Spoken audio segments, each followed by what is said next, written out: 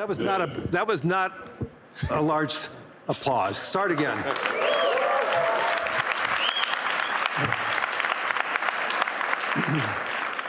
That's better. Thank you. Yeah, we're going to make this interesting.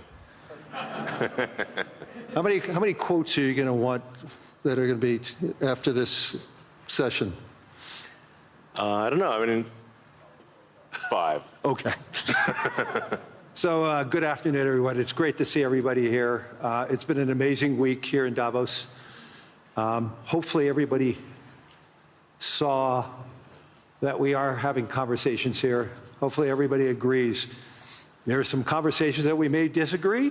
There's many conversations that we may have agreed, but through those conversations, and I think today's result with a peace agreement earlier today, the World Economic Forum is here to have those conversations, to have understandings, and also resolution. So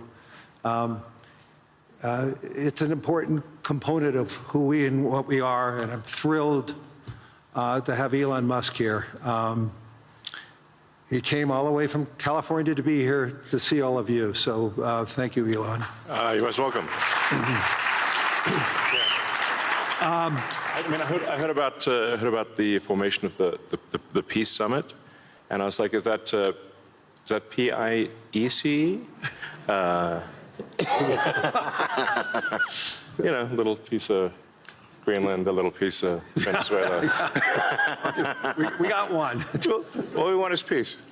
Okay, I'm going to, as I said, I'm a pretty proud CEO of BlackRock since we went public.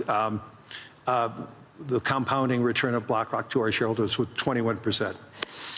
Since Elon took Tesla public, his compounded return is 43%. This is just another advertisement for everybody, especially for Europeans. This is why more citizens should be investing with growth, investing with their countries.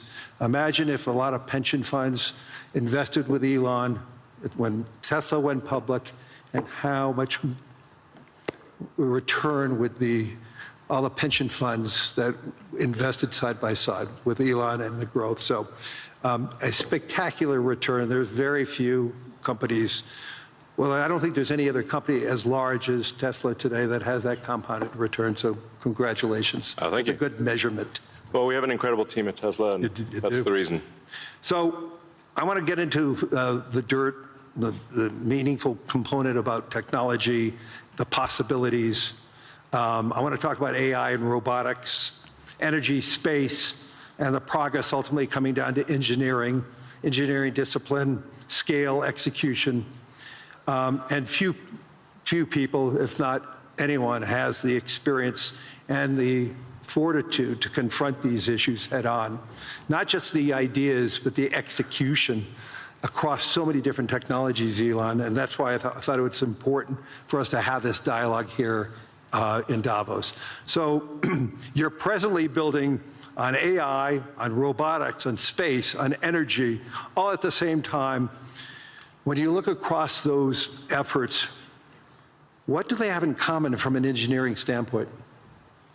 Well, they're all very difficult technology challenges, but the overall goal of my companies is to maximize the future of civilization, like basically maximize the probability that civilization has a great future, and to expand consciousness beyond Earth. So if you take SpaceX, for example, that SpaceX is about advancing rocket technology to the point where we can extend life and consciousness beyond Earth, to the moon, to Mars, eventually to other star systems. And I think we should always view consciousness, life as we know it, as precarious and delicate, because to the best of our knowledge, we don't know of life anywhere else. You know, I'm often asked, are there aliens among us? And I'll say that I am one, but... Or you're from the future. They don't believe me. Okay. But I think if anyone would know if there are aliens among us, it would be me. We have 9,000 satellites up there, and not once have we had to maneuver around an alien spaceship. So I'm like, I don't know. Bottom line is, I think we need to assume that life and consciousness is extremely rare, and it might only be us. And if that's the case, then we need to do everything possible to ensure that the light of consciousness is not extinguished, because we're effectively, the way I view it is, the image in my mind is of a tiny candle in a vast darkness, a tiny candle of consciousness that could easily go out. And that's why it's important to make life multiplanetary, such that if there is a natural disaster or a man-made disaster on Earth, that consciousness continues. That's the purpose of SpaceX. Tesla is obviously about sustainable technology, and also at this point we've sort of added to our mission sustainable abundance. So with robotics and AI, this is really the path to abundance for all. If you say, people often talk about solving global poverty, or essentially how do we give everyone a very high standard of living. I think the only way to do this is AI and robotics, which doesn't mean that it is without its issues. I mean, we need to be very careful with AI. We need to be very careful with robotics. We don't want to find ourselves in a James Cameron movie, Terminator. He's great movies, love his movies, but we don't want to be in Terminator, obviously. But if you have ubiquitous AI that is essentially free or close to it, and ubiquitous robotics, then you will have an explosion in the global economy, an expansion in the global economy that is truly beyond all precedent. Elon, can that expansion be broad? Yes. Or is it narrow? And how can that be created? How can it broaden the global economy? Yeah, I mean, the way to think of it is that if you have a large number of humanoid robots, the economic output is the average productivity per robot times the number of robots. Right. And actually, my prediction is in the benign scenario of the future that the robots will actually make so many robots and AI that they will actually saturate all human needs. Meaning you won't be able to even think of something to ask the robot for at a certain point. There will be such an abundance of goods and services, because my prediction is that there'll be more robots than people. So, but how do you then have human purpose in that scenario? Yeah, I mean, nothing's perfect, but I mean, it is a necessary. You can't have both. You can't have work that has to be done and amazing abundance for all. Because if it's work that has to be done, then you, and only some people can do it, then you can't have abundance. Then it's narrow. Yeah, it's narrow. Yeah. Exactly. So, but if you have billions of humanoid robots, and I think there will be, I think everyone on Earth is going to have one and going to want one. Because who wouldn't want a robot to, assuming it's very safe, watch over your kids, take care of your pet.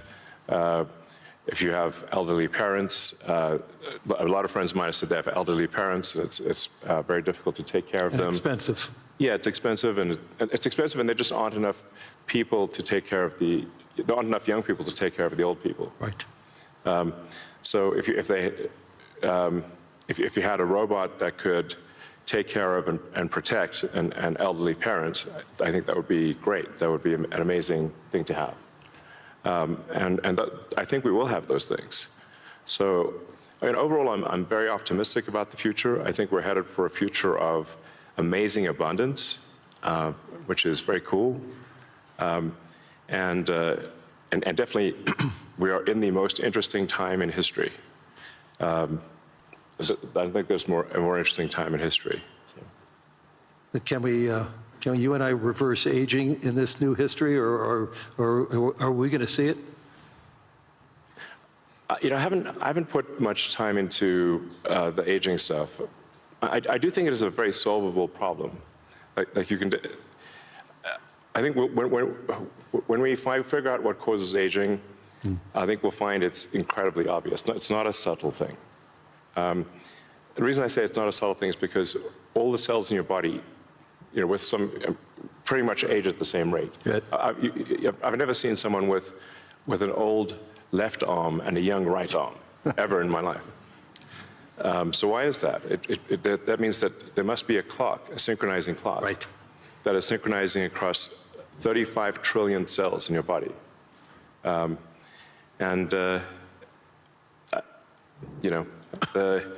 There is some benefit to death, by the way.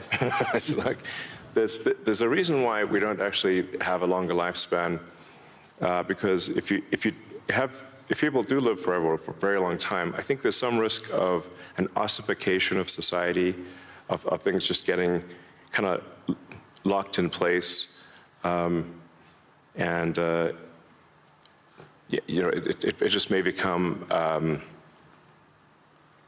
stultifying, just not lack vibrancy. But that said, do I think we'll figure out ways to extend life and maybe even reverse aging? I think that's highly likely. I'm looking forward to that. Yeah. In the future that you talk about, the AI models, autonomous machines, rockets, depends on massive increases in compute, massive increases in energy, expensive energy, manufacturing scale. What are the bottlenecks to get there? And then, once again, with all that expenditures, again, how can we make sure that it's broad and not narrow?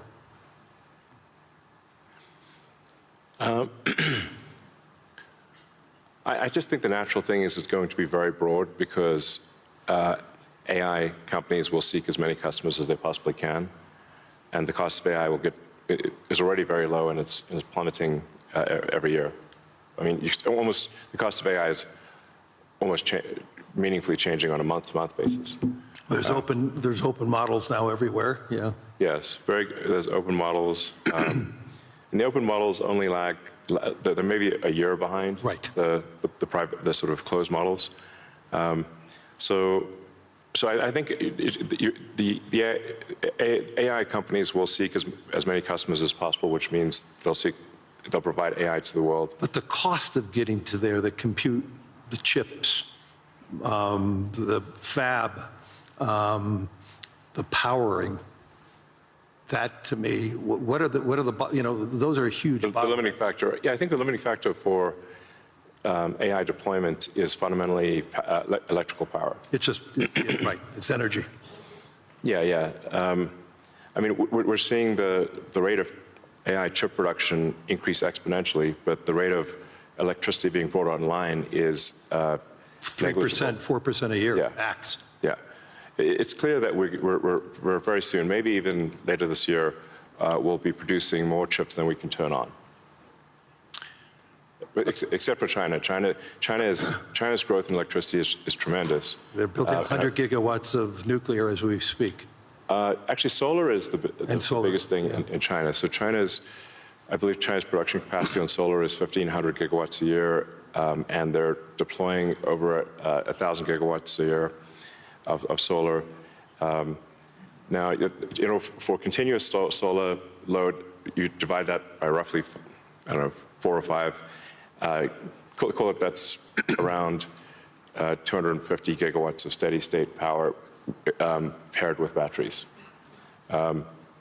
And that's a very big number. That's half of the average power usage in the U.S. Right. So U.S. power usage on average is 500 gigawatts.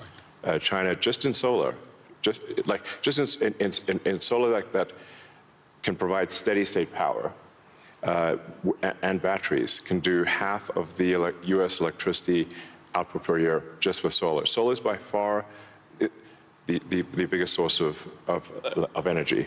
And actually, when you look beyond, or even on Earth, but certainly beyond Earth, the sun rounds up to 100% of all energy. This is an important thing to consider. So the sun is 99.8% of the mass of the solar system. Jupiter is about 0.1%, and everything else is miscellaneous. Now, even if you were to burn Jupiter in a thermonuclear reactor, the amount of energy produced by the sun would still round up to 100%, because Jupiter is only 0.1%. If teleported 3 more Jupiters into our solar system, and burnt 3 more Jupiters, and everything else in the solar system, the sun's energy would still round up to 100%. So it's really all about the sun. And that's why one of the things we'll be doing with SpaceX within a few years is launching solar-powered AI satellites. Right. Because the space is really the source of immense power, and then you don't need to take up any room on Earth. There's so much room in space, and you can scale to enormous. I mean, you can scale to, I think, ultimately hundreds of terawatts a year. You and I have had these conversations before, but why don't you tell the audience, what would it take for the United States, and what type of geography would it take to have that solar field to electrify the United States? And then let me ask a question, why aren't we doing it? Yeah, so, I mean, I guess a rough way to think about it is 100 miles by 100 miles, or call it, I don't know, 160 kilometers by 160 kilometers of solar is enough to power the entire United States. So the 100 mile by 100 mile area is, I mean, you could take basically a small corner of Utah, Nevada, New Mexico. Obviously, you wouldn't want it all in one place, but it is a very small percentage of the area of the U.S. to generate all of the electricity that the U.S. uses. And the same is true, actually, I mean, for Europe. You could take a small, you could take relatively unpopulated areas of, say, Spain and Sicily, and generate all of the electricity power that Europe needs. So why don't you think that there's a movement towards that here and in the United States? Well, there is. As it is in China. Well, unfortunately, in the U.S., the tariff barriers for solar are extremely high, and that makes the economics of deploying solar so artificially high, because China makes almost all the solar, What would it take for Europe or the U.S. to build it commercially, if it's that scale? Yeah, I think. Well, I can tell you what we're going to do, you know, at SpaceX and Tesla is we're building up large-scale solar. Right. So the SpaceX and Tesla teams both separately are working to build to 100 gigawatts a year of solar power in the U.S., of manufactured solar power. That'll probably take us, I don't know, about 3 years or something. But these are pretty big numbers. Mm-hmm. You know, I'd encourage others to do the same. We obviously don't control the, you know, U.S. Tariff policy, mm-hmm. But for other countries, I would recommend, you know, that China makes solar cells that are incredibly low cost, and I think it would be worth doing large-scale solar. So I know you're going to be having a couple of big announcements on robotics and what it can do. I mean, when I went to the factory, you showed me those robots. Yeah. How quickly, you talked about the billions of robots, but how quickly can they be deployed in a manufacturing setting? How quickly can they be utilized and be functional and create that abundance that you talked about? Well, humanoid robotics will advance very quickly. I think we do have some of the Tesla Optimus robots doing simple tasks in the factory. We expect probably later this year. By the end of this year, I think they'll be doing more complex tasks, but still deployed in an industrial environment. And probably sometime next year, I'd say that by the end of next year, I think would be selling humanoid robots to the public. That's when we are confident that it's very high reliability, very high safety, and the range of functionality is also very high. You can basically ask it to do anything you'd like. You're already seeing that in Tesla cars.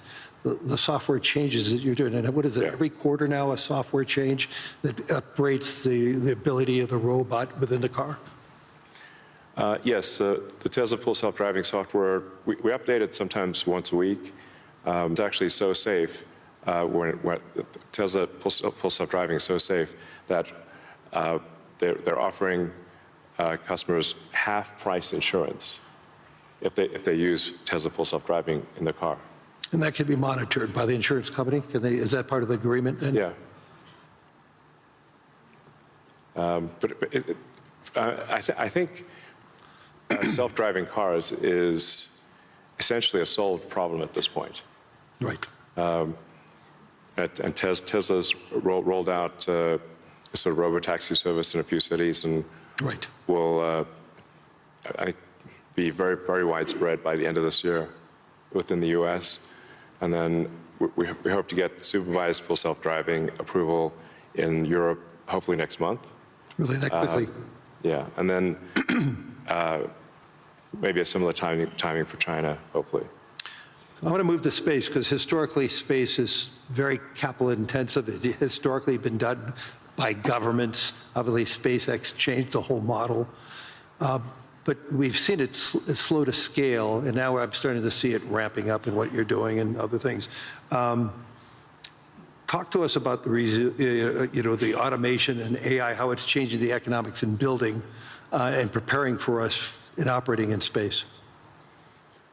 Sure. Well, the key breakthrough the major breakthrough that SpaceX is hoping to achieve this year is full reusability. So no one has ever achieved full reusability of a rocket, which is very important for the cost of access to space. We've achieved partial reusability with Falcon 9 by landing the boost stage. We've now landed the boost stage over 500 times. But we have to throw away the upper stage. The upper stage sort of burns up on reentry for Falcon 9. So, and the cost of that is equivalent to a small to medium-sized jet. So, but with Starship, which is a giant rocket, it's the largest flying machine ever made. That's a rocket that you're using for the idea of going to Mars, right? Yeah, Mars and the Moon, as well as for high-volume satellite stuff. So, Starship.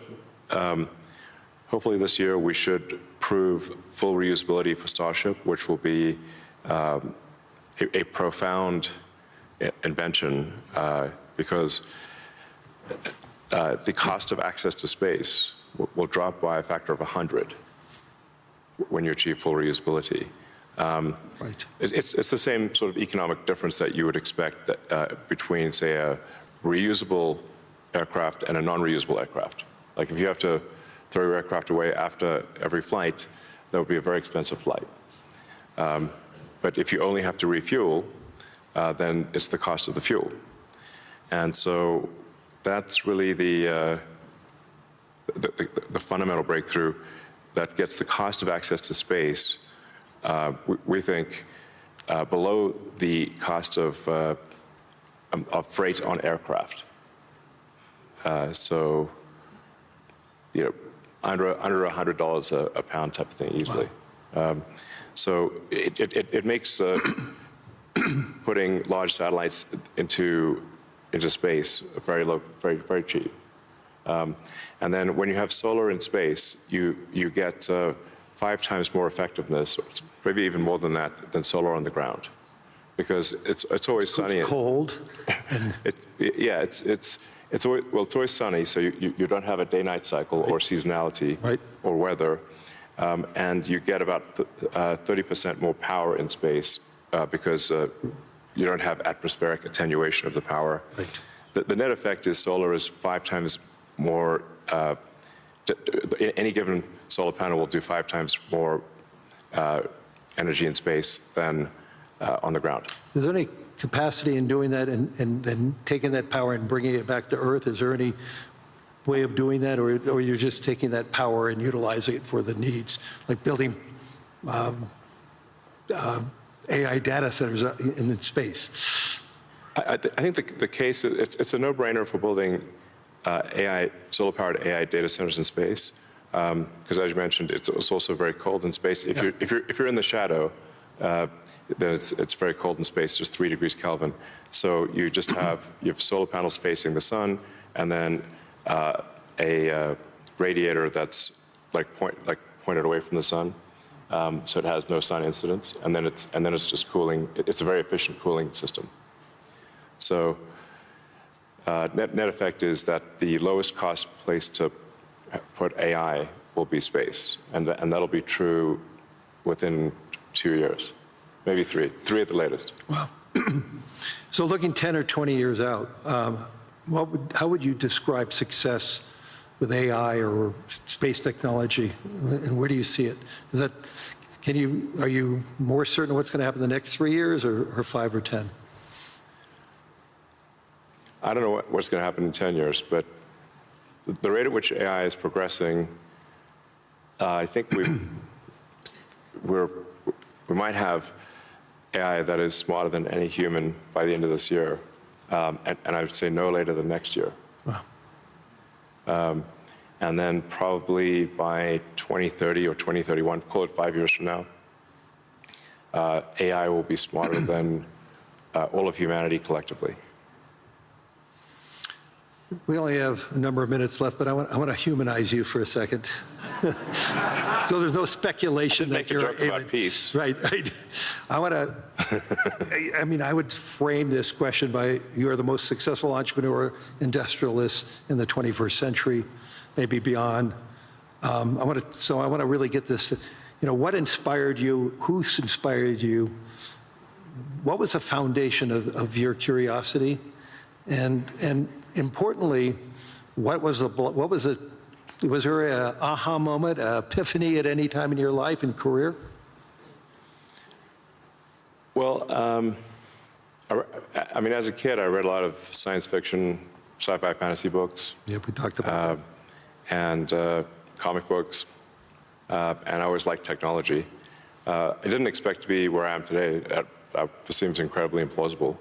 But I was inspired by reading about books about the future, about science fiction, and I guess I want to make science fiction not fiction forever. At some point, turn science fiction to science fact, we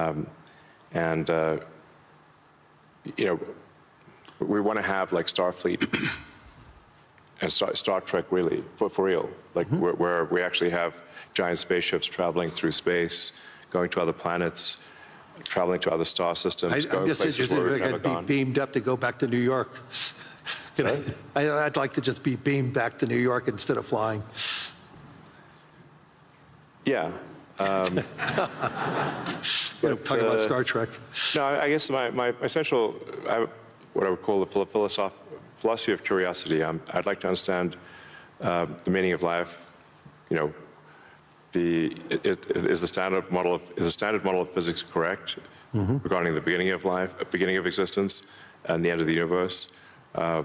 What questions do we not know to ask that we should ask? And AI will help us with these things. So I'm just trying to understand, how do we get here? What's going on? What's real? Are there aliens? Maybe there are. And if we've got spaceships that are traveling to other star systems, we may encounter aliens, or we may find many long dead alien civilizations. But I just want to know what's going on. I'm curious about the universe, and that's my philosophy. Do you see yourself ever going to Mars in your lifetime? Yeah, I mean, I would say like, That's a long commitment. I've been asked. Isn't that 3 years each way? It's 6 months. 6 months, that's all it is? Yeah, 6 months, but the planets only align every 2 years. Okay. So, yeah, I've been asked a few times, like, do I want to, die on Mars? And I'm like, yes, but just not on impact.